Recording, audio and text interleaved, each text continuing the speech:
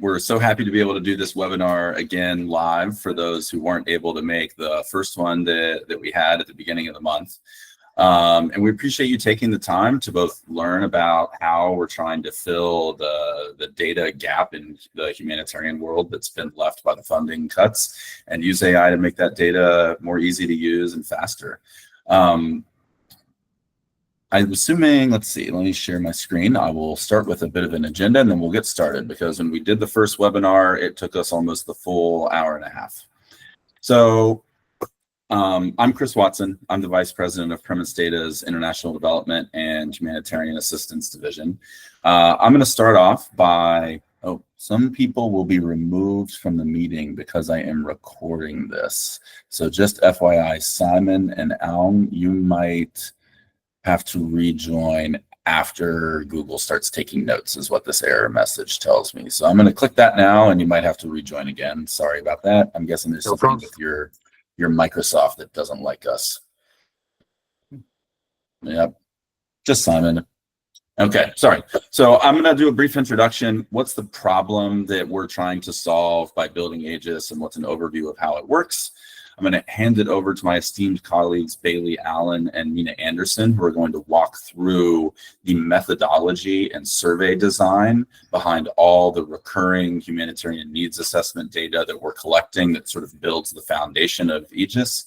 Then we're going to move out of our presentation and into our software. So I'll give kind of the first half of the demo, orienting you around my premise, which is the web application that everything premise does lives in. And then Dave is going to walk you through AEGIS, so specifically the AI-based features that we've developed. We'll then kind of end with some expectations for the beta testers, and then have time for Q&A. And then, yeah, this time I don't think my colleague Jeffrey will be delivering the closing remarks, but if he's here, maybe he can message me and tell me otherwise.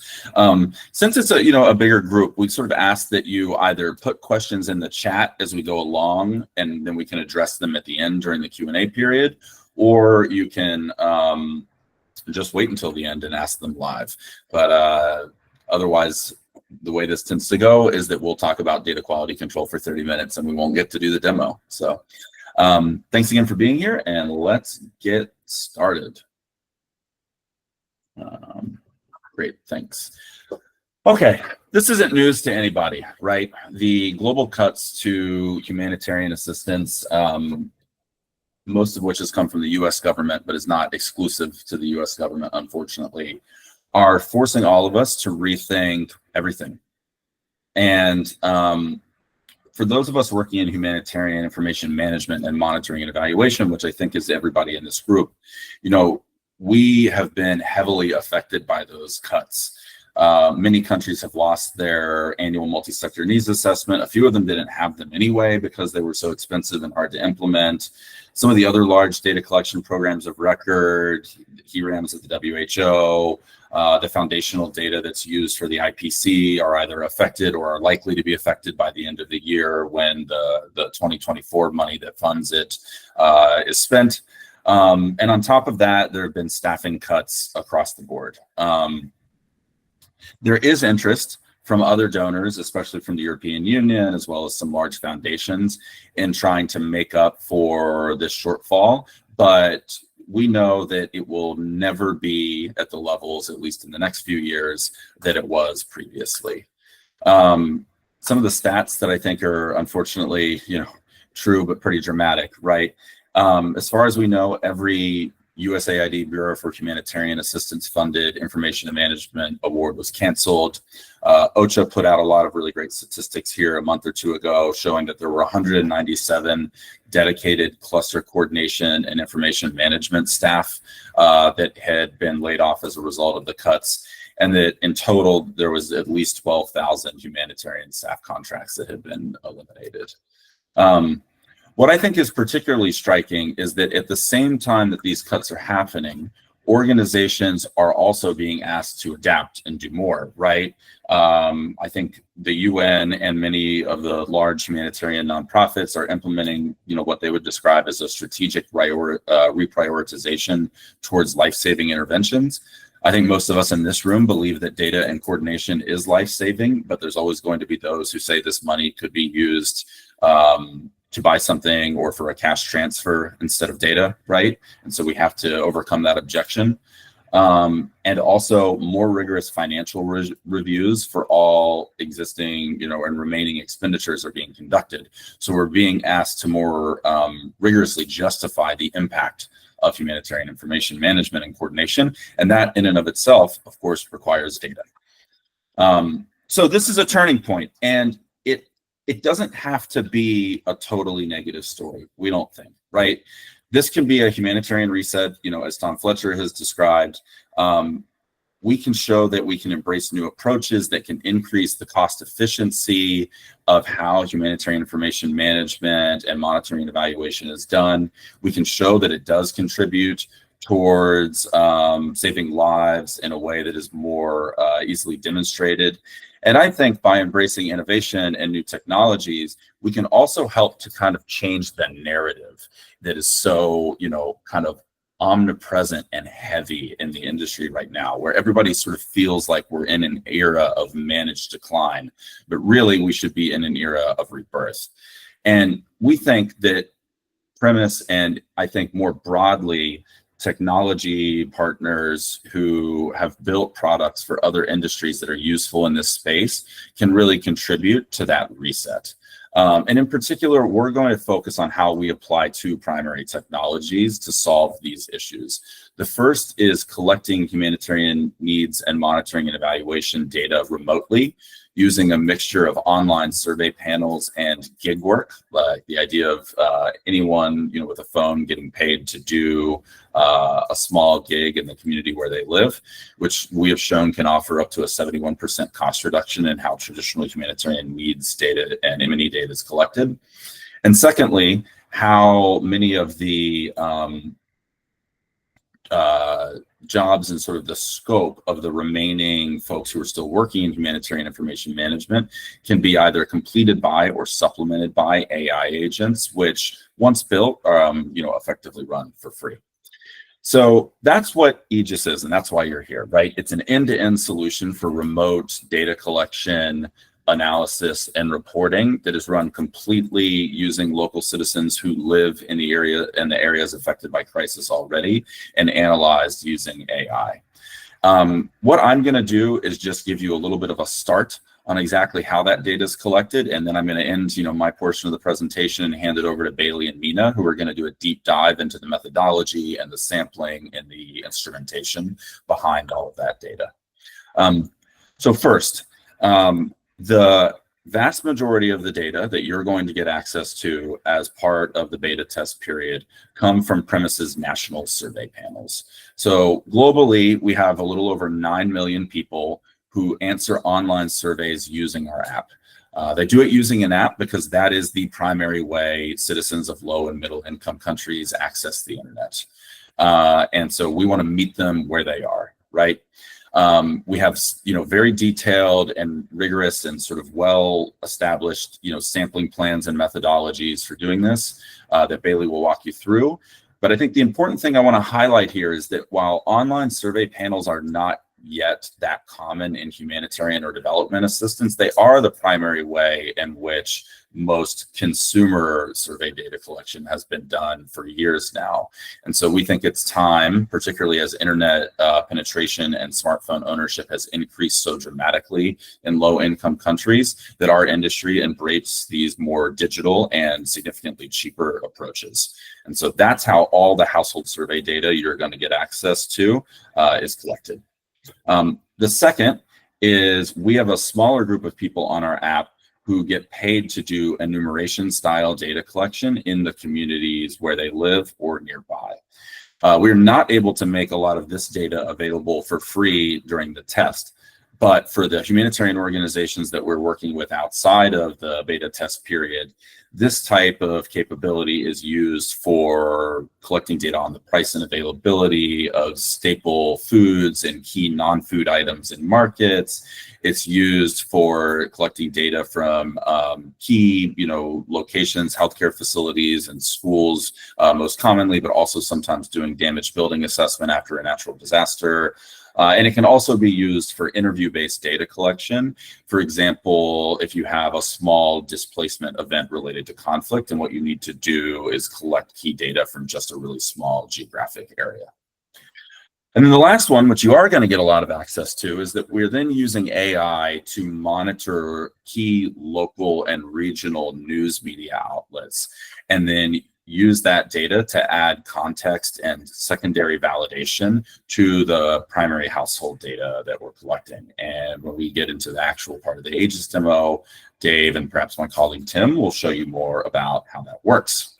And so the last piece of this before I hand it over is then all of these data sources, I think in the past, the way to analyze them was pretty siloed, right? And if you've read, any sort of humanitarian situation monitoring report or written one yourself, which I assume you have, you're probably familiar with this process, right? You have a section on health needs, and paragraph 1 is the results of your household survey, and paragraph 2 is a summary of the changes in the caseload data from DHIS2, and paragraph 3 is data from the news, right? Well, AI is really great at properly integrating those data sources to provide an analysis that I think sometimes can be hard for a human to do, and can certainly do it a lot faster. And we're really excited to show you how that works in a fully automated fashion, as well as how we're giving you access to a prompt-based interface to query all of this data without knowing a structured query language, which I don't. So for me, AEGIS is really a game changer because I used to have to rely on other people to do that work for me. So I'm going to stop there. I'm going to hand it over to Bailey and Mina to get into the methodology, and then we'll come back to the demo. Over to you, Bailey. Great. Thank you, Chris. Again, my name is Bailey Allen, and it's my pleasure to be here with you today. So let's see. As Chris mentioned, you log in, we're all embracing AI. We have all these AI note takers. So it just makes sense that we would naturally move towards ways that we can utilize AI in our day-to-day, and we get the best of both worlds here. We have primary research data collection that's then supplemented or augmented with an AI layer, and that helps us to get to our goals quicker, faster, our understanding, and solve our problems in an easier way. But our main goal with this research is to provide timely and actionable insights across core humanitarian sectors. You're going to see those on your screen. We capture both population level needs and sector specific dynamics as they evolve. We have a 2-tiered design that gives us like the big picture and then the granularity. At its core, the research leverages a baseline humanitarian needs assessment. You'll see that in that large circle in the middle. That captures indicators across 6 key areas. Those are the spokes, if you will, or segments. Each of those areas is further explored through a series of sector-specific follow-up modules or surveys that are designed to provide greater detail and nuance within each area. So essentially, you've got 7 surveys running each month, if you will. You've got the baseline indicator, and then you have specific sector or modular surveys that are equally running to give you greater detail. This is far more than like a one-off ad hoc study. It's a strategic monitoring tool that can actually guide humanitarian decisions as needs shift on the ground. So let's talk a little bit, if we can move on to the geographies under study. So I want to preface this conversation by saying, forgive me if I'm being pedantic. I may bore some of you, intrigue others. What I'm hoping is to kind of find a middle ground here. Some people are more familiar with the research, and then other people, and kind of like the science or rigor behind it, and other people maybe less so, and rely on their analysts or their teams to make use of the information available to them. But at any rate, again, as Chris mentioned, we're collecting data through the Premise mobile app. This allows us to reach people directly on their phones, even in hard to reach or crisis affected areas. For those who have never collected data with us before, you can think of it as a standing panel of individuals who've opted in to participate in the surveys on their phone or on their app. And when users first join, we collect a range of demographic information or screening criteria, which helps us to target and stratify responses or quotas appropriately for each study that we conduct. For this particular initiative in each country, we aim to survey 750 people, with the exception of Yemen, where we've reduced our target to 500 due to access and feasibility challenges. Now let's take a little bit of a closer look at how the sampling actually works. We use a structured panel-based approach to make sure we have a nationally representative sample. What that means is we basically are ensuring that our sample reflects the general population, not just those who happen to respond. We set specific targets called quotas for different groups based on trusted population estimates from sources like the UN, World Population Review, World Population Projections, and national census data where that data is available. Again, I think it's important to note that we want to make sure that we're hearing from a mix of people that reflects the population as a whole, not just those who happen to respond. And so to do that, we set quotas or targets for responses, which in this study is based on 3 key dimensions. And that's where people live, which is defined as urban, rural, or the in-between, if you will, which we define as peri-urban. Gender, male or female, and age, and we stratify age by 18 to 34 and 35 plus. This approach is called stratified sampling. This basically means we build the sample in layers to make sure that no group is over or underrepresented. And let's flag a couple of key assumptions. We'll just get it out there because I'm sure there'll be a couple of questions around it. But because reliable data for peri-urban, again, that in-between area, is often lacking, we do estimate this population segment at approximately 5%. That's based on infrastructure density and geographic proximity to urban centers. In this particular study, our gender classification is aligned with national census data and population benchmarks. Those only include binary gender, male and female, because our results are weighted to reflect national distribution. Any categories not represented in official population statistics, such as non-binary or prefer not to answer, cannot be accurately weighted or compared to a population level. And then equally, in countries such as Afghanistan, Ethiopia, Myanmar, Mali, there's some cultural and operational constraints that make it difficult to reach a balanced gender sample. In those instances, we apply adjusted quotas. Typically, we're looking for 90% male and 10% female to reflect what is realistically achievable in the field. Importantly, these surveys are intentionally designed to capture information at the household level rather than focusing solely on the individual respondent. This mitigates some of the challenges that I just spoke of around like gender imbalance, as responses often reflect broader household conditions and experiences in the humanitarian space. And then where feasible, we continue to include female respondents to support a more complete understanding of household dynamics. We're not going to eliminate the female voice. We will at a minimum receive 10% in those difficult to reach areas. And then again, I think it's also important to note that just because our data is collected at these levels doesn't mean you can't analyze it in a variety of ways. So let's say that you wanted to use any of the initial screening criteria, income or family situation or number of children in household or what have you. Each question can be used as its own filter or unit of measurement or of any demographic or variable included within the analysis, region, etc., for example. And now let's see. Let's talk about our sampling and post-stratification efforts. So here, the proposed sample size provides a 95% confidence level with a confidence interval of plus or minus 3.58% per country. This level of precision allows for reliable national level estimates while maintaining, again, feasibility in complex or high-risk environments. And in layman's terms, what this essentially means is that we aim to survey enough people in each country to give us high confidence in the results, accurate within about plus or minus 3.6%. This makes the data reliable while still being practical, even in harder to reach places.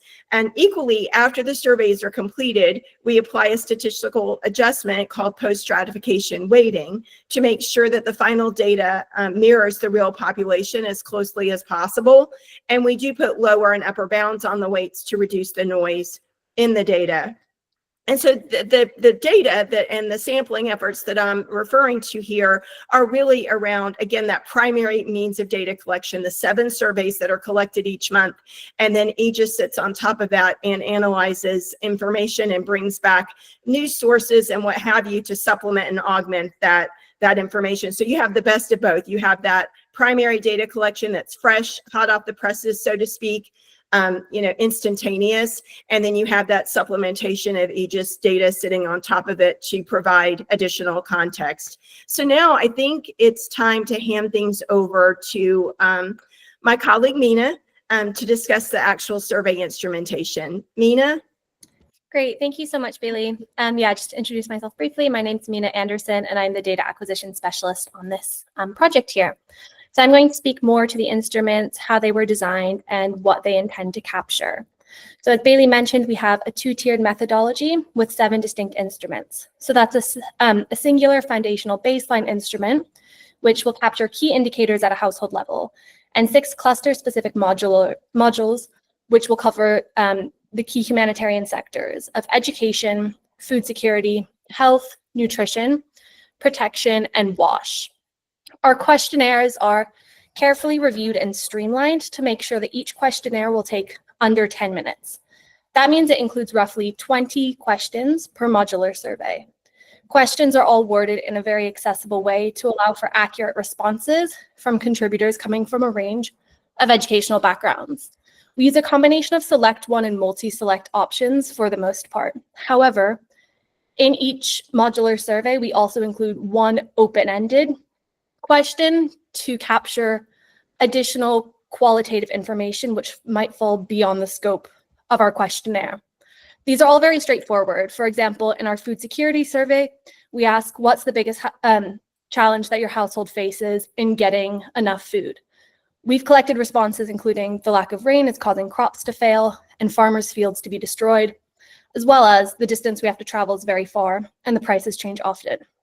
This is helpful in providing additional direction for follow-up research, as well as for highlighting usual concerns that might exist at national or subnational levels rather than across all 10 countries together.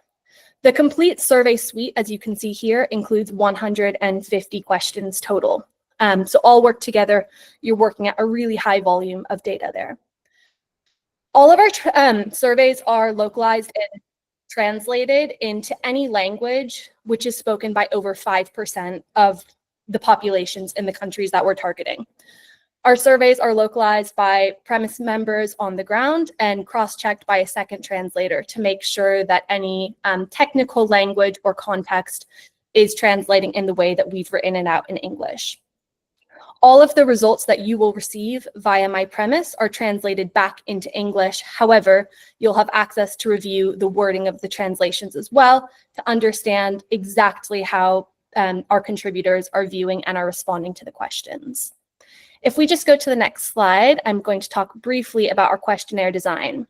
So our questionnaires were all informed by tested frameworks for monitoring tools published by OCHA, along with the experience that we have from supporting humanitarian monitoring mechanisms with the WHO, UNICEF, Usenet, and others. This is a brief overview of what each cluster-specific survey captures.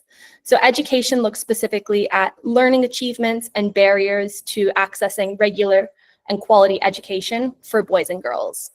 Food security looks at household food consumption patterns, including the diversity of meals and the availability and affordability of key food groups. Health looks at the reported health needs and conditions, as well as access to care and treatment for essential medicines, emergency care, and pharmacies. Nutrition focuses on feeding practices of infants and young children and dietary composition of meals. Our protection looks at physical safety, the perception of safety, exposure to violence, and experience of liberty, as well as targeted security, such as gender-based violence or child protection risks.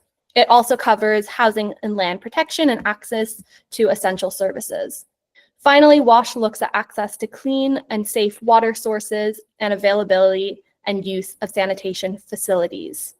This here is just an overview of what these cover, but once you have your login to AEGIS, you'll be able to review the translations and the instruments themselves to understand what exactly we're asking. As a reminder, this is meant to be a starting point for your teams to provide broad context for the humanitarian needs at a country level.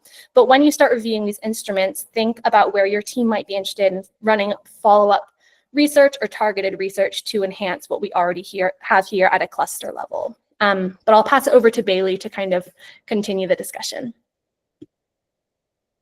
Actually, I'll jump in here real quick. I'm Tim. I head up our product solutions.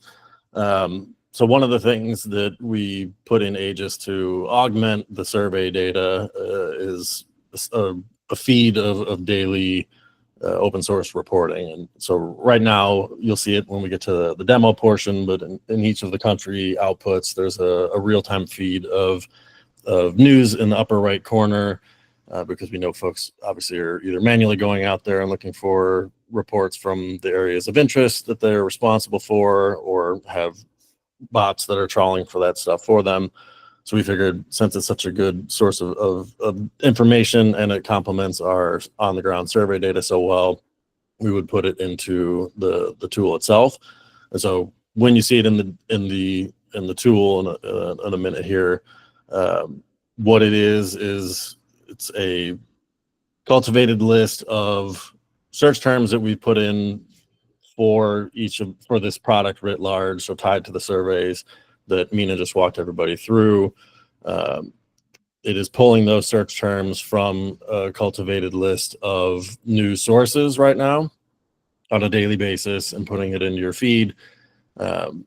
These sources are all local language, and they were selected because they were reportedly the most accurate, most up-to-date, highest read, and most unbiased that we could find. We currently don't have English language sites in there. We're opting for as close to the ground as you can get to make it as good a complement to our on-the-ground survey reporting. So both the search terms and the news sources are all in local language. The results are translated for you into English, just for ease of use. And then the articles are screened two different ways. One for geographic relevance, making sure that they're actually talking about the country or the admin regions that we want them to, and for the content relevance. Do they actually pertain to the search terms that we put in there? So should be doubly relevant for you. Obviously, it's not a perfect system. We're always fine-tuning it to try and make it better, but I think you'll be pleased with the results that you see in there when you log in. And right now, as I mentioned, it's only coming from news sources. We're looking to add social media content in the coming months. So we know that's another large and important source of stream of information. So we'll be putting that in there as we go. But right now, just want folks to know that it's only the news sites. And then we take that data. You can obviously just scroll through each day and see the most relevant, up-to-date information that's there. But then we also fuse it for the daily and monthly reports that you'll also see when Dave walks you through the tool. And so you'll see in the report, there's a section just on the survey information, but there's also blended with the survey results, so that they play off each other and fill in the gaps. And so, as Chris and Bailey mentioned, the goal is to do as much of the heavy lifting as possible for teams of analysts that are having to research and write this stuff on their own. This tool now takes you 9/10 of the way there, if not further, freeing you up to do some of the more finite, granular refinements. But we'll show up more of that off in a few moments, but we'll pass it back to Ms. Bailey for the closer on the methodology. Thank you, Tim. And so, as if this isn't all exciting enough, right? So we also have what is called the Humanitarian Needs Indicator Score. What this means is it's a goal or a scoring mechanism to track monthly changes in humanitarian needs and isolate which sector or domain, like health, food, security, or protection, is actually driving the change. We do this by applying a min-max score to the scales. So first, we're going to normalize because the the question sets vary in their response options. So some are like, 3 points, some are 5 points, so on and so forth. And so first, we're going to normalize each indicator within its domain using this min-max scaling process so that values consistently fall between a 1 and a 5. This is going to ensure comparability across domains, again, with different scales and distributions, to ensure that we are mirroring a 5-point Likert scale. We then run a regression analysis for each domain. We separate the regression for each modular or sectoral domain to assess its individual contribution to the overall humanitarian needs indicator. This allows us to measure the strength of association between domain performance and humanitarian needs, for example. And then we're going to normalize the R-square values. So each R-square from the regression is normalized to sum to 1. This step helps us to interpret each domain's relative explanatory power, if you will, or the influence that sector or section has on humanitarian needs at an overall level. And then we impute the impact to the humanitarian needs indicator itself. So we apply those normalized weights to adjust the composite humanitarian needs indicator, which falls between a 1 and a 5. And this is going to provide a dynamic, data-driven readout of which sectors are more responsible for shifts in need over time. And so now it's time for the most exciting part of our time together, which is actually looking at AEGIS specifically. Chris? Great. Thanks for that, Bailey. So just a quick note, I answered a couple of what I thought were easy questions in the chat. We will discuss selection bias, both in terms of smartphone ownership and literacy rates at the end during the Q&A period, since I think that probably warrants a longer explanation. But keep the questions coming in the chat, please. This is super helpful. Okay, so first, since this is a makeup webinar, I think I have already created my premise accounts for everyone in this meeting. That said, it might be that some new people have signed up, and because I haven't sent out any new invites in probably like the last 5 days. So I'll do another check today. If you did not yet get an automated email from Premise for you to finish setting up your account, please email us at that address. I'll send this out in a follow-up email as well, and we'll get you sorted. Usually it's because it's in your spam folder. So also check your spam folder first. Cool. So once you've signed up, this is the first page you're going to land on when you go to my.premise.com. Very, very, very important. If you have worked with us before or are currently working with us and your organization has a MyPremise or organization set up already, you will need to click this button up here where the little person is and change it from your organization, say it was the Bill and Melinda Gates Foundation, to AEGIS. Otherwise, you will not be able to find this and you'll have to email me for help. So assuming you've done that, you'll land here. So let me try to orient you a little bit as to what you're looking at. So MyPremise is set up to sort of work based on the idea of a project. And that's because most of the organizations that work with us over time will ultimately have more than one project. But for our purposes, there are really only 2. The main one is this project here that we've called AEGIS for Humanitarian Response. And that's where all of the data collection tasks that are running on the monthly recurring basis are going to live. They're also the ones that are previewed here because I've selected AEGIS for Humanitarian Response. There is a second project that Dave is going to show you some of the results of called Live Reactions, which are automated data collection tasks generated by the AI in response to events that are being detected in the news. So anytime you want to see one of those, so for example, this event reaction is let's see what country we're in here. In Ethiopia, you'll be able to click on that and see it. But I want to use one of the recurring monthly tasks as an example. So I've clicked here on this page. You can also get to this over here in the task section. And you'll see all of the 7 recurring surveys that we're running, plus something called gain access to higher paying tasks. So what is this? So you'll see when I get to the results that we have a significant amount of demographic profile data on each of the respondents. But we know that there are key pieces of demographic data that humanitarians are used to working with that we don't collect. So anybody in our survey panel who wants to get access to these surveys is first going to have to complete this one.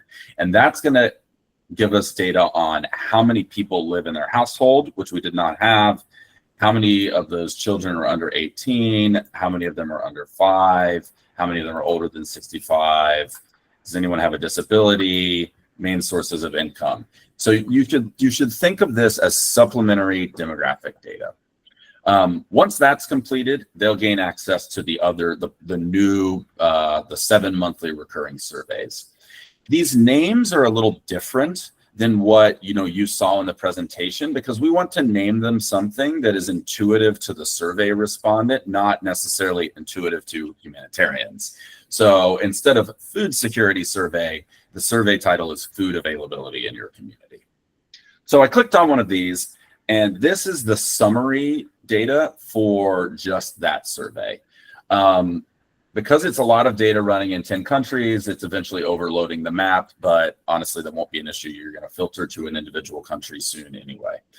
So you'll be able to see that, let's see, we're on July 16th. So you can see that the monthly recurrence for this survey for July was launched on July 1st. You can see that a huge portion of the total responses were collected in the first and second and third days of that survey being live, and that over time, we still get some responses as we seek to hit the quotas that we've set up for the different demographic groups that Bailey's mentioned. Maybe we were falling short in one area and we raised the price a little bit, and that's why you see a bump. I don't actually know what this bump is for, but often that's the reason. From here, let's talk a little bit about how you can view the actual survey instrument. So we're on the overview page now. You can click on the form page, and it will default to that form in English. But all of the translations of these forms are available, and so for some folks, it might be easier for you to review that in your local language, or maybe you just want to see the translation because you're writing the methodology section of your report, right? Like Mina said, each of these surveys is basically broken down into topics covering, 3, 4, or 5 topics. Those topics she showed you are not actually represented in the survey instrument here. It's just the actual questions, but it should be fairly intuitive. Obviously, the user experience to the survey respondent is much different in the app.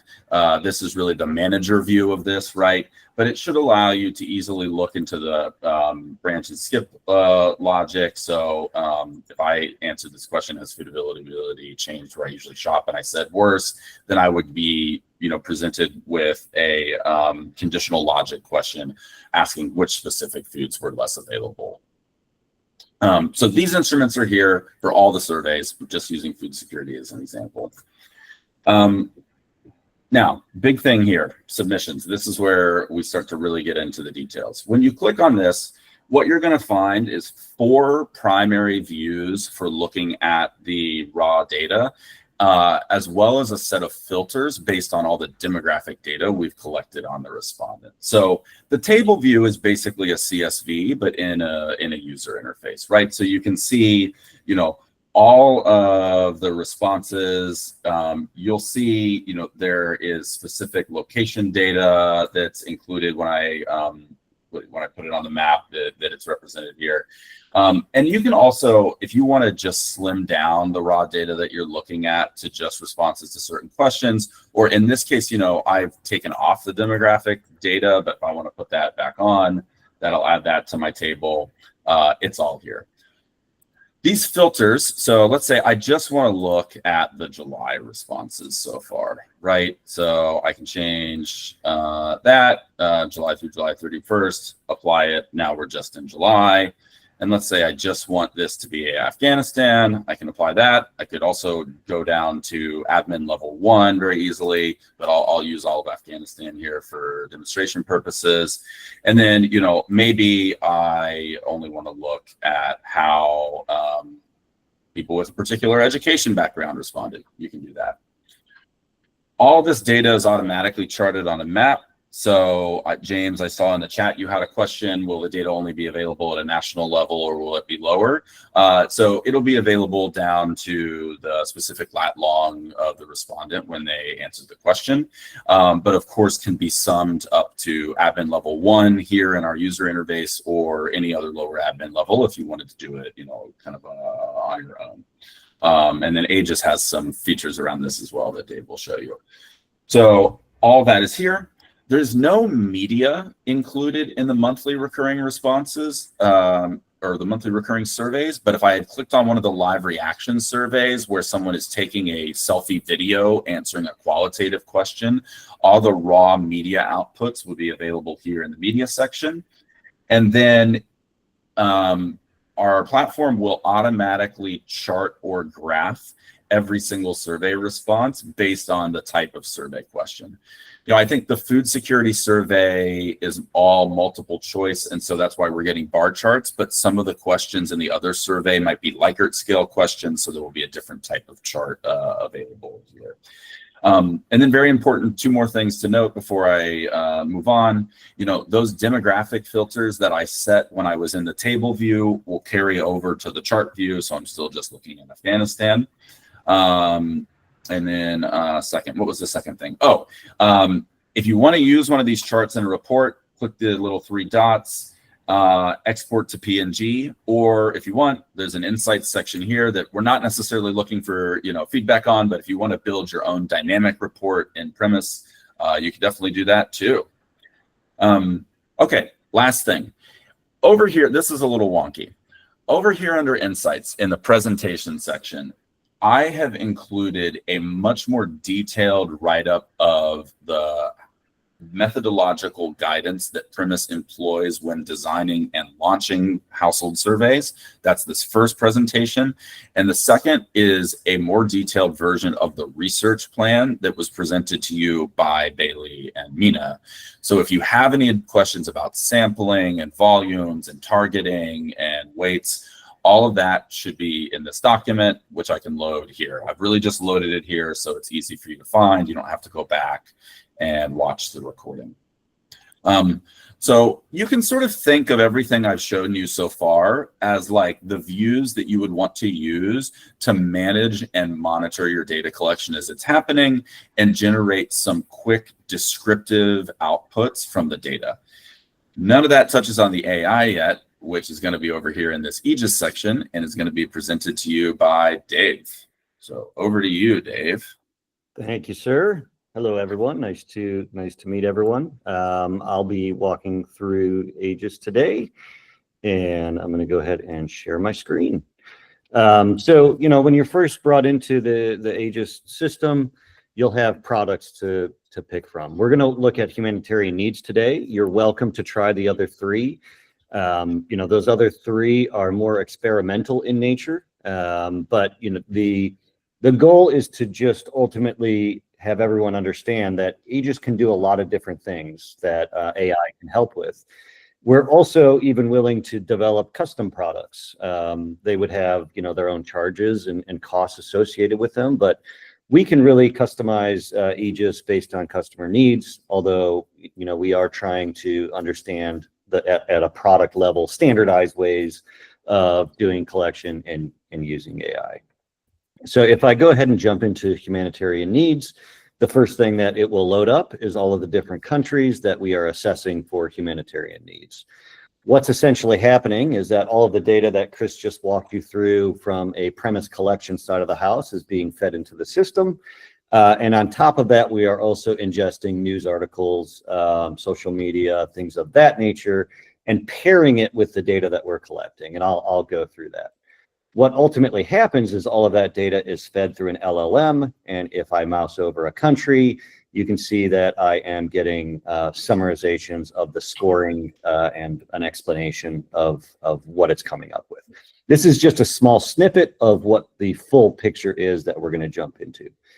You can either click on the country or you can click on the card view, depending on if you already know, if you just want a high-level synopsis, or if you want to dive right into the country that you know. In this case, we're going to jump into Colombia.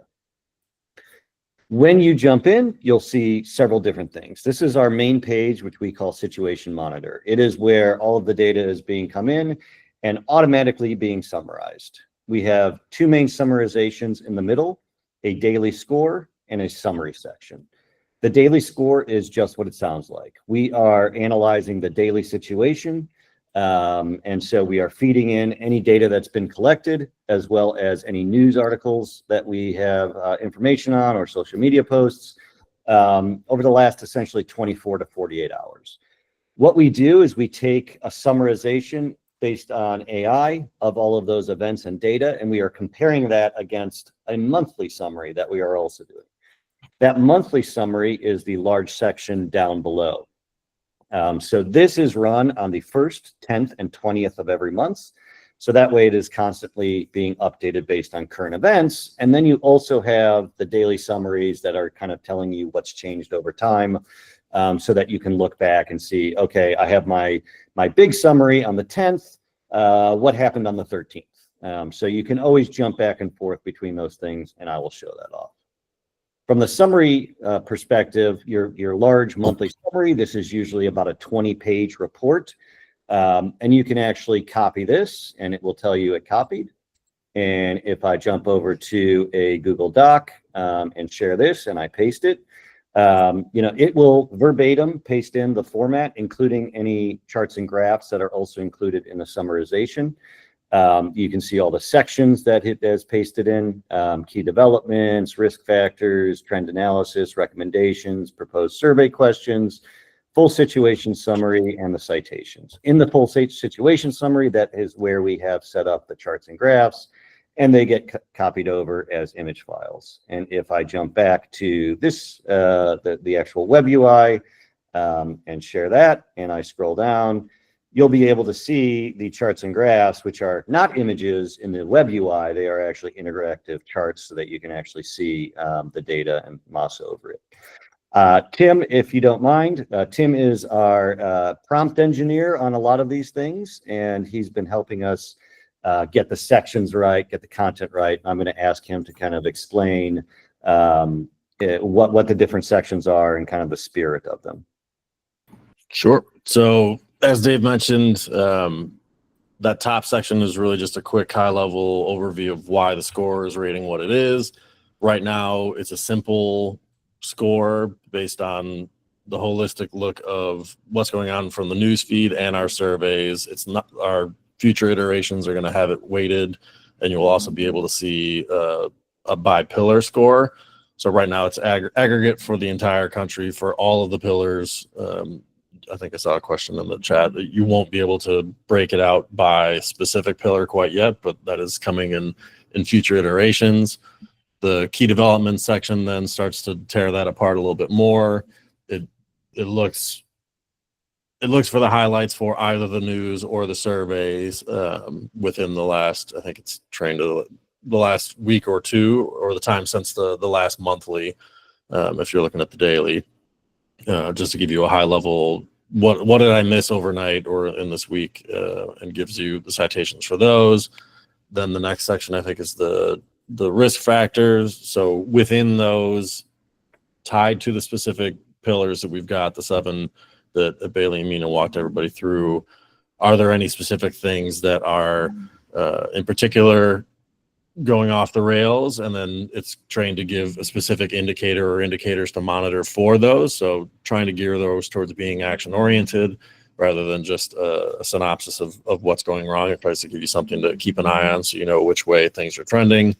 The next section is the survey only summary and analysis. And this is a short version of that. So while the previous 2 tiles will have a mix of survey and open source reporting. This one is just on the surveys if you want to focus solely on that. And then I think the next one is recommendations, similar to the risk factors. This is looking to give you something very actionable to do based on what you've seen in the previous 3 or 4 sections. This is again trained to each of the specific pillars. So I think we have a list of 8 or 9 common actions that you can do. So we have that there. And then this next section is, if one of the things that it recommends you to do is fill in gaps in the data and do some more data collection, this suggests a handful of survey questions that you could use to launch on a new data collection instrument. And you can obviously augment that with other ones that you have as well. And it gives you, like Dave shows there, like, why is it suggesting this to you? So it's tied to either the key developments or risk section. So it's not just pulling them out of the air. It's trying to keep them as focused as possible to what you're trying to do. And then the last section is a much more in-depth rundown of each of those elements. And so it's geared more towards a white paper or longer analytical product. And it hits on some of the same issues and subjects that we talked about before, but this is where you will be able to see the specific pillar breakdowns. It won't give you a specific score quite yet, but it will give you substantively, if I only want to look at WASH, this is what the survey and the news items from the past X number of days, depending on which report you're looking for, is telling me. So it keeps it nice and specific. And so you have an option to go between both. If you want the higher level overviews, you start at the top. And if you want more detail, you scroll towards the bottom. And yeah, I think there's more that we can do for each of those, but that's the quick and dirty on that. And then all of this, everything is cited. And I think the citations is the last section. They'll have the URLs that you can go back to. It'll cite back to the survey data and let you know very clearly, okay, this assessment is coming from one of our surveys, or this is coming from a news item, and it'll give you a clickable link to chase that down. Yep. Perfect. Thank you, Tim. And in the citation section, they're all linkable. They're all URLs. And that relates to this section in the top right of the page we call the news feed. So the news feed is our programmable deep research. What we have set up here is custom search terms related to the country and the subject that we are going after. So it's very purposeful. For those that have used deep research in the past for the LLMs, you don't necessarily know and control the different settings that deep research is using in the existing LLM models. And that's why we went out and created our own version of deep research, because we can control the date formats. You know, do we want to bring in news feeds from the last week or 2 weeks as priorities versus things that are 5 years old? Do we want them very focused on very specific search terms and subjects? Traditional deep research is a very wide net, and you'll see when you do that in the existing models that are out there, you could get articles from 2007 included, and that may not be relevant anymore, and you may not want those things. So our programmable deep research allows us to control all of the different settings around every aspect of the news that we're pulling in. And you can scroll through the list and you can click on it. So, you know, I am going to look at that article. It's going to tell me a summary that was written by AI, any supporting details that AI has found interesting. You'll have the source of the article, so you know, and they're all regional relevant sources that are GDELT certified or our own contributor-based certified news sites. So we know that these are trustworthy sites. We whitelist or blacklist depending on, you know, do we like these? Do we not like these? So we are really, you know, honing in on that country to get the best possible news sites that we can find, either from, you know, things that GDELT has used in the past or things that our contributor audience is telling us are good. And then you'll also have the extracted original content and translated content for you as well, side by side. And that supports all the languages for all the different countries and things like that. Just to go, make sure that I don't miss this, is that if you want to go to a day, you can simply go to that dot on the day chart. And now we're going to look at June 28th. So here I'm looking at a very specific summary of what happened on that date. It's giving me a high-level summary, key events and updates, which I'm going to come back to, any action items that it thinks is important, and then it's comparing it to the last monthly report that was run. So that large 20-page summary, it's trying to identify what's changed from that to the day that we're currently looking at. So it's really trying to highlight any new developments that it thinks that you might be interested in. If I jump back to key events and updates, this is what's driving our live reactions. And we're telling you which ones are driving that with these words at the very end. So in this case, 2 out of the 3, the AI felt like these were important and it wanted more data on them. So this is where this is a very life cycle type of a system. It's constantly trying to learn and adapt. So that's where the recommended survey questions come in. If we were to create a customized version of this, we could automate putting those questions into the marketplace if you wanted to. As of right now, the out-of-the-box AEGIS is automating just the key events and updates with live reactions, but that doesn't mean we couldn't do surveys as well or things of that nature. So in this case, these two key events and updates resulted in some tasks going live. And on the right here, we can see a grouping of different live reactions to various things. And you'll be able to click on that. This is our transcription and translation engine, which takes what's being spoken and will extract. So we won't listen to the full thing, but you have full access to the original selfie that was recorded, as well as the extracted transcription and translation. Why we love selfies at Premise is because people are very candid and open. It is a much more natural way to talk than someone interviewing you or just entering a text field. So we find selfies are a great way to get that understanding of what's happening on the ground, where you can't necessarily get 1,000 respondents in 24 hours, but you could get 20 selfie reactions to something in 24 hours. And that will still give you what people are thinking and feeling on the ground very, very quickly. That's really the intent of live reactions. And then finally, on the left, you have your regional overview. So this is where every single admin level 1 is being summarized with a score, and you would be able to click on that, and it's going to filter all the different sections. So it will filter the news feed for anything that it has found about that region. It will filter live reactions that came from that region. It will give you that score for that region, a score explanation, key developments, risk factors, and trend analysis. This is a newer feature, so it's still under active development, but we think it's going in the right direction. So, and then you can also reset if you want to just go back to the full country view and kind of reset all of the different things that you've been looking at and just go back to the starting point. That is your situation monitor and your front page. Now we're going to jump into Data Explorer. Data Explorer is where you can dive into the data that's being used a little bit more. As Chris has already walked us through, you can look at the raw data, exactly how it's coming in. But this is more of an analysis type of a tool in Data Explorer. Very similar news feed, just a bit more data. You can see some 7-day averages. You can click it out. It's a little bit easier to read, a little bit bigger and things of that nature. But in general, it's the same. But we do want to add searching and filtering capabilities here that you wouldn't have in the situation monitor over your news feed. So we want to be able to search for keywords and things like that. So that's some future functionality that we plan on adding. If I go back up to the sentiment section, you can then dive into any of the forms. So I'm going to go ahead and select education in your community.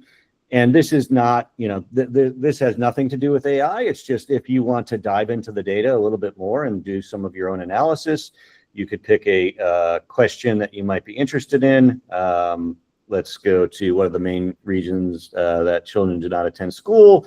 You can just take a look and generate chart just based on that base question, and you'll see the answers.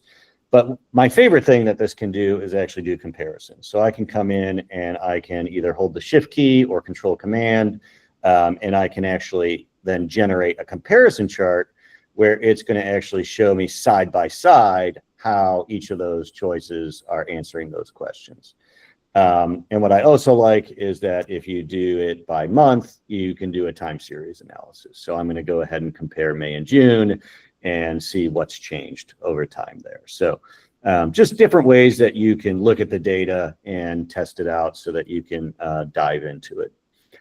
Also, the other main feature in Data Explorer is Ask AEGIS. So Ask AEGIS is our generative AI model that allows you to chat with the data. So this is sitting on top of our database where it's automatically retrieving the data.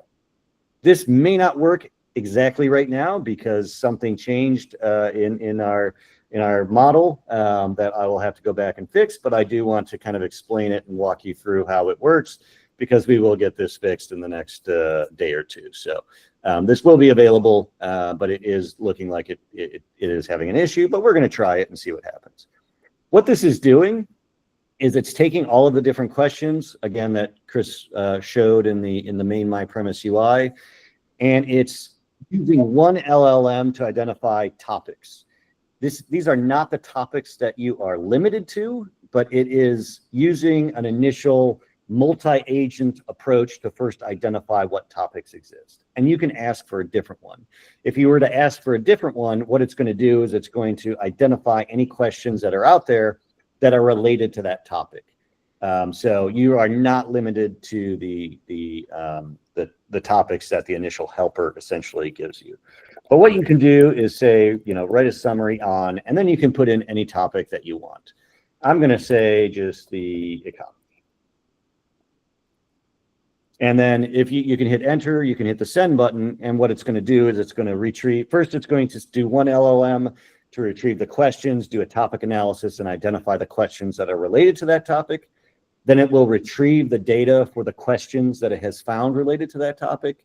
We'll send those questions and answers over to the next LLM to do the actual summarization. So right now, it's trying to do that summarization. If it's still having that bug, then we will get a failure message, but it may work right now. So let's see what this ends up returning.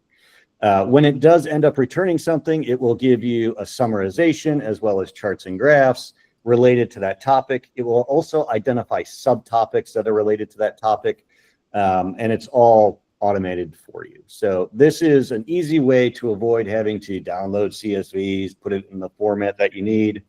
And this is what I was expecting, because we know that there is an existing issue, and we will get this fixed up. Lastly, we're going to jump over to Question Simulator.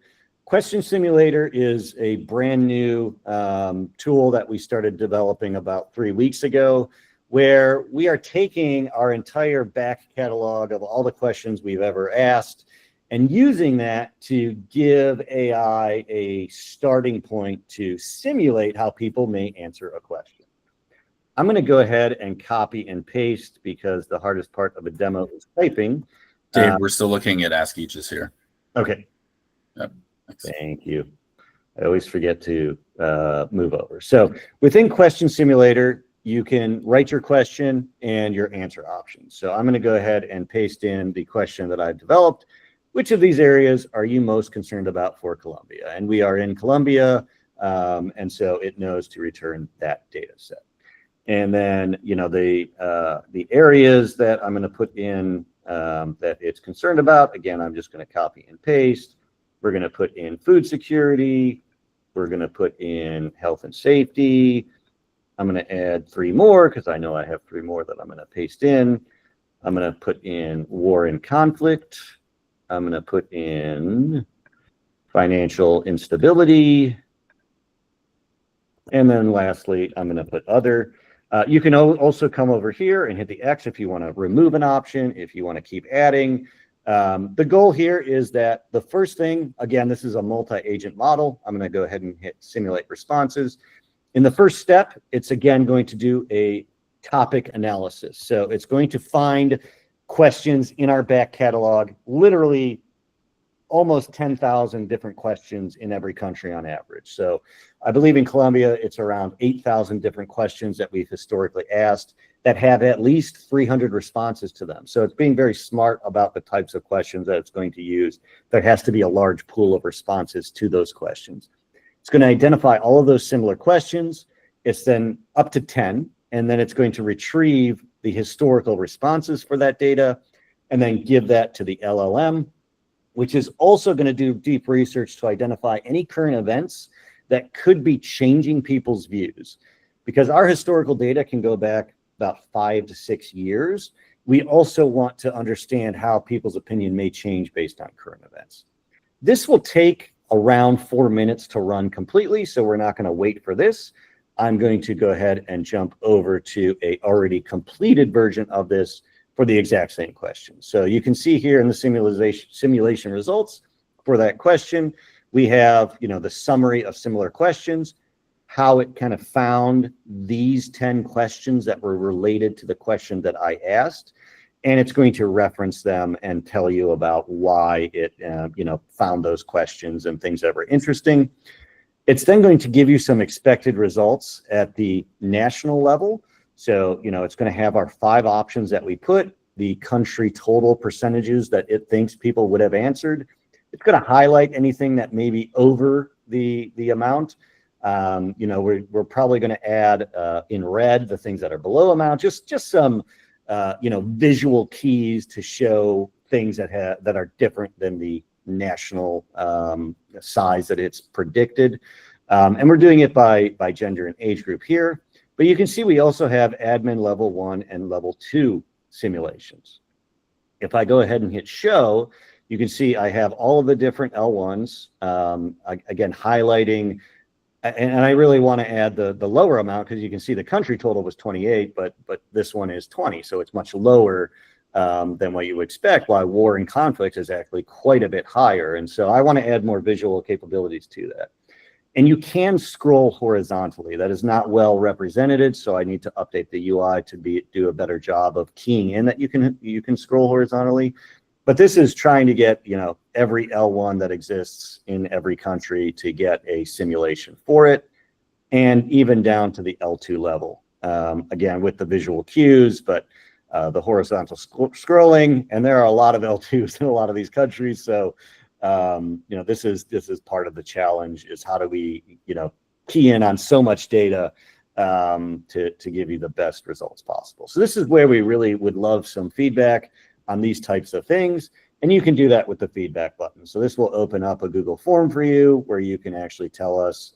It can be anonymous if you do not want to give us your name. You don't have to, but there is a field for your name if you're happy with us reaching out in case we need some clarifications. It's also giving you the full rationale behind how it's simulating, the impacts the current events have had, and then my favorite part is always the caveats. I want to know what AI's limitations are, and AI is getting very good at realizing what its limitations are. And I'm just going to read this one just because I always find it so fascinating. So these predictions are a simulation based on the provided historical data and an analysis of current events.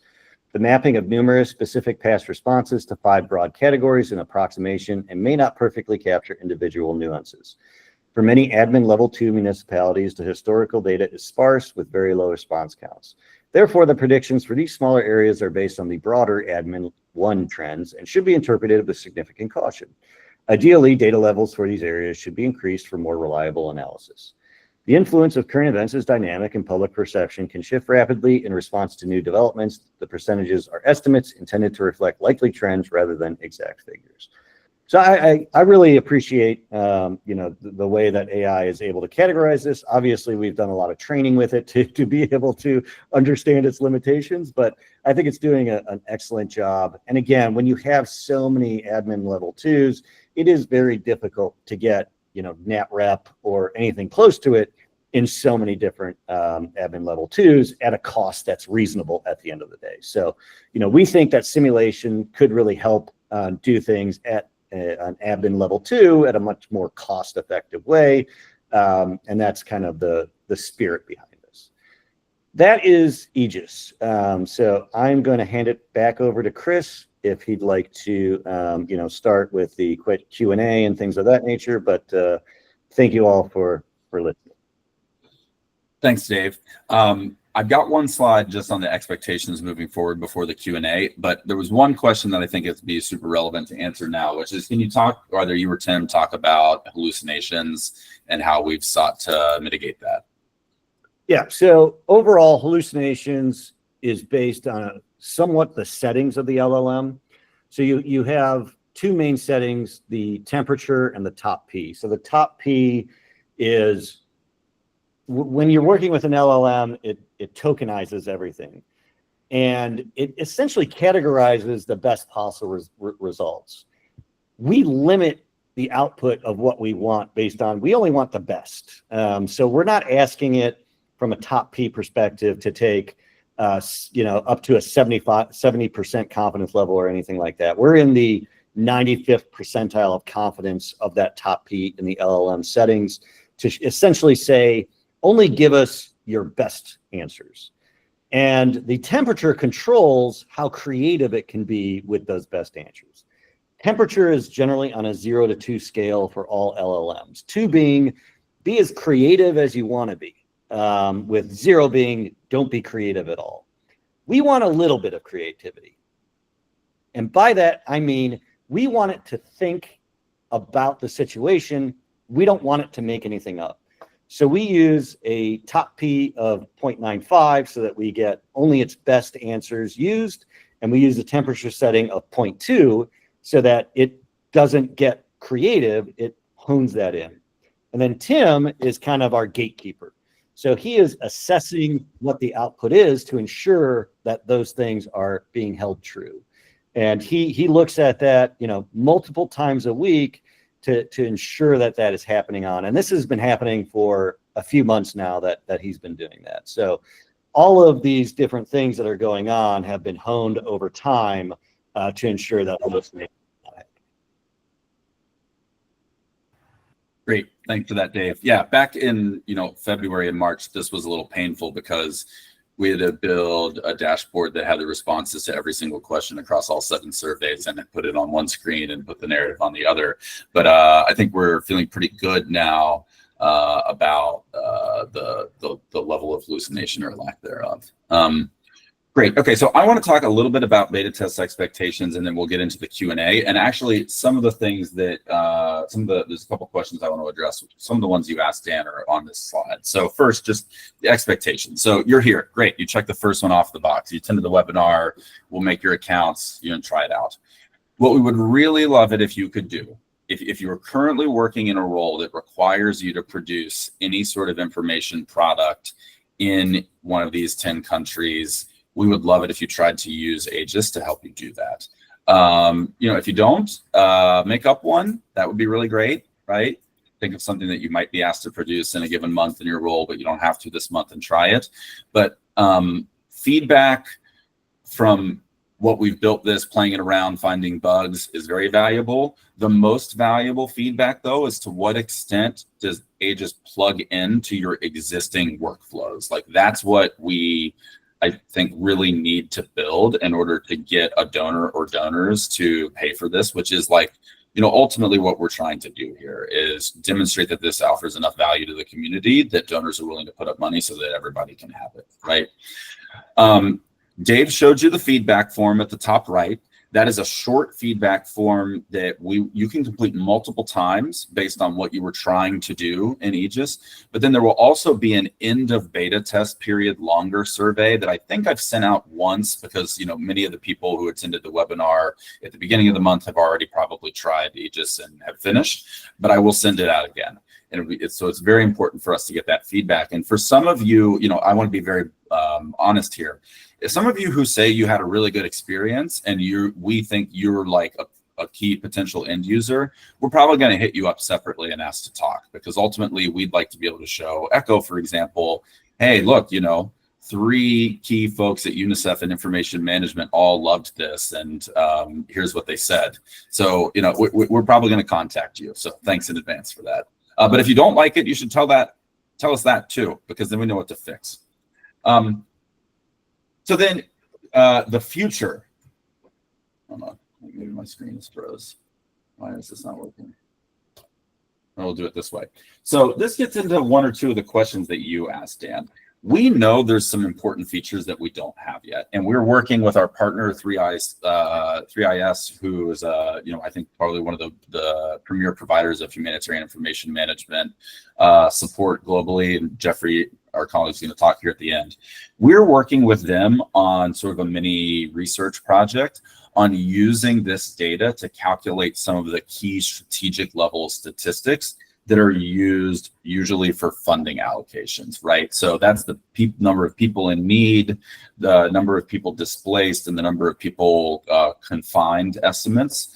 And what we ultimately kind of hope to do here, Dan, is to make those results comparable across geographies, but really to use that intersectoral household needs severity as like a starting point of the conversation. Like if you're familiar with GIF 2.0 and the process for doing this, you will know that actually like calculating household needs severity involves a lot of expert opinion and community consultation. And we're not necessarily trying to replicate that with AEGIS. What we're trying to do is give a starting point so that 3Is and key UN organizations can do that sort of typical H&O HRP process once a year, but then update that every single month. While also providing kind of a more sectoral deep dive. So that's kind of the goal. And so the implementation of that scoring based on the modal domain regression analysis that Bailey showed, we think is kind of the like last and most important step to being able to contribute to that. So that's on the strategic level. At the same side, we know based on some of the early kind of like key informant interviews that we did with humanitarians when we started building this, that there's really kind of two types of user profiles. There's people who are looking to make strategic level, usually funding allocation decisions. And then there's mostly implementing partners and UN agencies who are trying to use this data to respond in a more tactical way. And that's why the synthetic data to try to make some sort of an inference about what's going on at admin level 2 is so important, because as currently built, none of this data will tell you the 20 towns in which you should intervene, or if there is, say, let's say, so this happened in DRC while we were working on AEGIS, M23 takes a new town and there's a displacement event and that's picked up in the news, we need data to tell you what the needs are in that specific place. And that is mostly going to take the form of what looks more like kind of a key informant interview, and that you might have 1 or 2 respondents who completed the survey, and then using AI to look at the whole history of data we've collected in this space to try to make a better inference about those needs. And so that's really important too. And so ultimately we hope to scratch both that strategic itch and that tactical itch. And then lastly, and I think James asked about this, right now we know there's a number of key data sets that are not included in this. I have social media data listed here as being key to the media monitoring. We know from many people we've talked to that getting ACLA data in here will ultimately be very important. And then I think, we do quite a bit of work with the World Health Organization, and we know that ultimately getting data from DHIS2 in here or from other, tools that are used by national statistical organizations or, ministries responsible for service delivery is going to be pretty important. And there's no reason that we can't do that. We just can't do everything for free.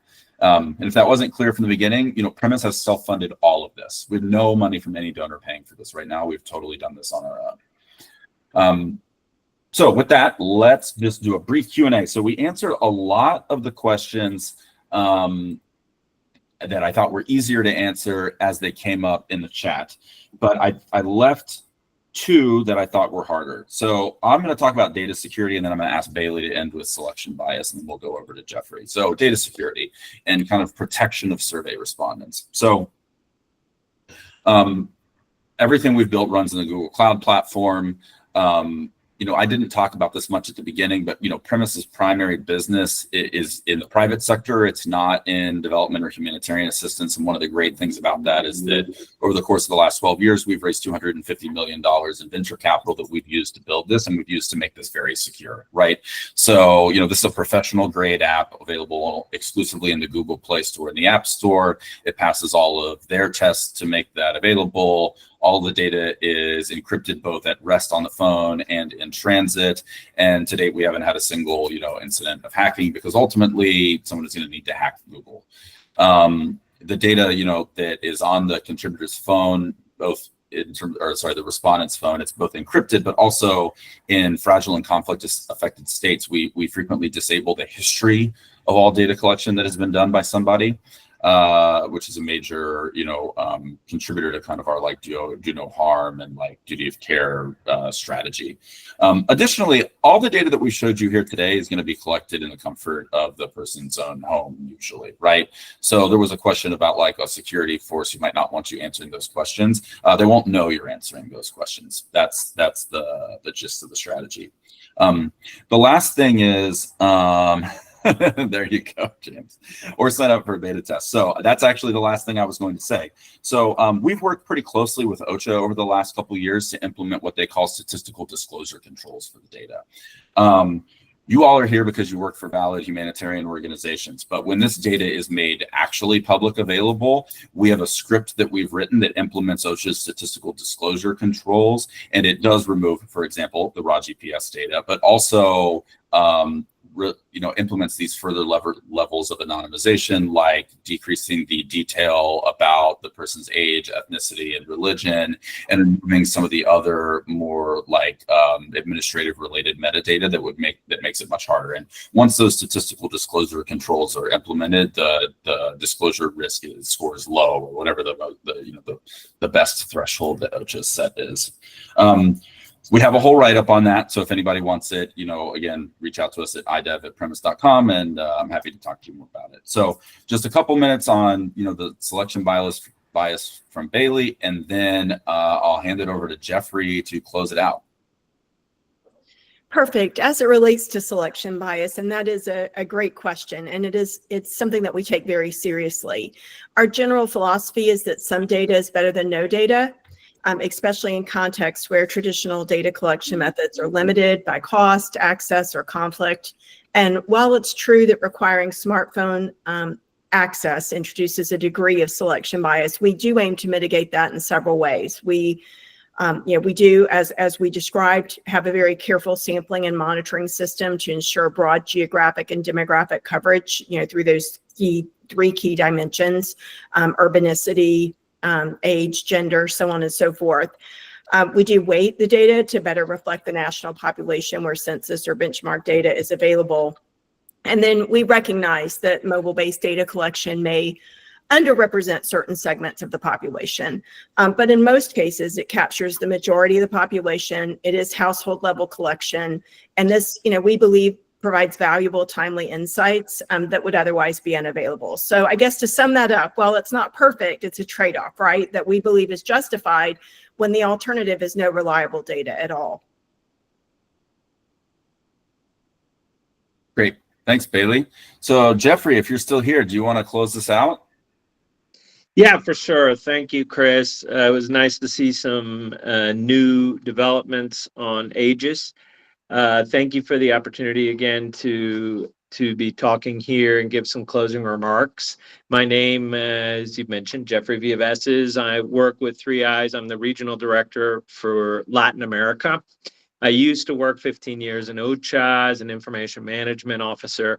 And in that role, I very frequently had to collect data with very low budgets. So the most recent context that we're facing now is going to be even more difficult, as you've highlighted, because we're still going to need data, and probably even more so than in the past, because a lot of the data channels, the funding is now gone to continue to collect data there. So without information, decision making is going to be more and more hampered for humanitarian response. In OCHA, there was frequently a saying that coordination saves lives. And I would also argue that information saves lives. and that an effective coordination system without information is always going to be a problem. So this is a very important area that you're working to solve with all the gaps in data that now exist. Premise has been a great tool over the years to carry out surveys that I've used for around 6 years, including in tasks to do surveys, perform site identification, and access very hard to reach locations. So personally, in my work, I've been using Premise for data collection in the past, in the deep field in Venezuela, for example, as well as with site identification verification across Colombia, where we combined the use of Premise with satellite imagery to do modeling. With AEGIS, with artificial intelligence, I think that there's a lot of opportunity to leverage what was already a powerful tool with Premise. I think you've done a good job, Chris, summarizing many of the challenges that now exist in this context and the potential of AI to improve data analysis and help report writing with fewer staff to work on that. So these tools do need validation with all of you that are on the call that are IM experts in the field. So I hope that it's viewed as a tool with potential for UN agencies, NGOs, and other humanitarian actors. Obviously, as you've mentioned, humanitarian donors who have to be convinced about the tool and about AI sometimes as well. But I think you can see that it is possible to create high quality reports based on the data collected very quickly and effectively. So please, everyone on the call, help in this testing period, give feedback, critical analysis, what needs to be improved. I think while there are many improvements to be made, AEGIS has already shown some invaluable potential with the recent Myanmar and North Kivu emergencies. So it's very unlikely we're going to make it back to former levels of funding in the information management field.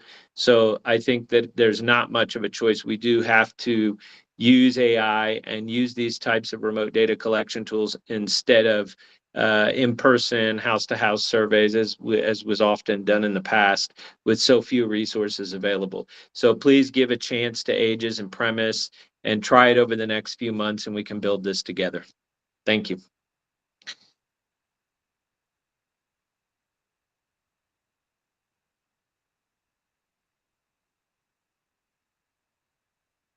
You're on mute, Chris. Watching your muted. Thanks. I made it all the way without any video conferencing mistakes. Thanks. Yeah. So I will do a check, see if anybody new has signed up, and create more on my Premise accounts as soon as I let my poor dog out, who's been waiting for me. And so if you didn't get an invite in the next, couple hours, please, or you couldn't find it from before, please email me or email us and let us know. And yeah, please try to use it. Please try to create an information product. Please provide feedback. Thanks again. Have a great afternoon, morning, evening, wherever it is that you are. And we will hear from you all again soon. Thanks.